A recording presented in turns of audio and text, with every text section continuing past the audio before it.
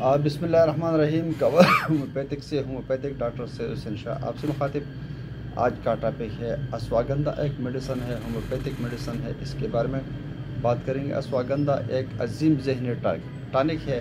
یہ آہستہ آہستہ بڑھتی ہوئی دماغی کاہلی اور ضعف کے ساتھ سوچ بوجھ اور قوت اظہار کی فقدان میں جادو کی طرح کام کرتی ہے. اسی طرح یہ یادداشت کی کمی میں بھی بہت مفید ہے.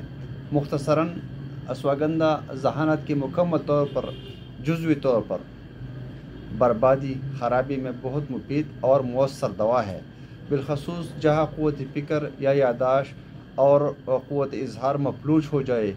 ایک مفید میڈیسن ہے.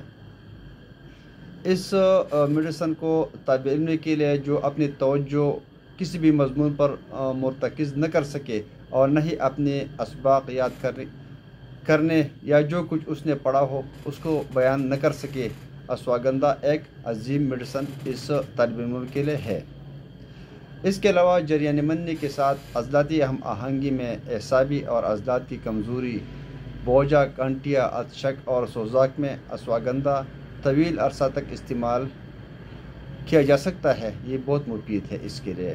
یہ نامردی اور مادہ منویہ کی ہر قسم کی کمزوری میں جادو کی طرح کام کرتی ہے. عموماً کمزوری، پانچپن، لیکوریا، حیض کی خرابیاں، عورتوں میں جریان خون وغیرہ تمام عوارض اس دوا کے زیر نظر آتی ہے.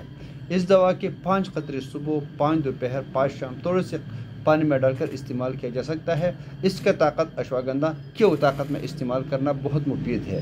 جزاک اللہ خیر. دعاؤں میں یاد رکھنا اور مزید ویڈیو دیکھنے کے لیے ہمارا یوٹیوب چینل ضرور سبسکرائب کرنا. جزاک اللہ.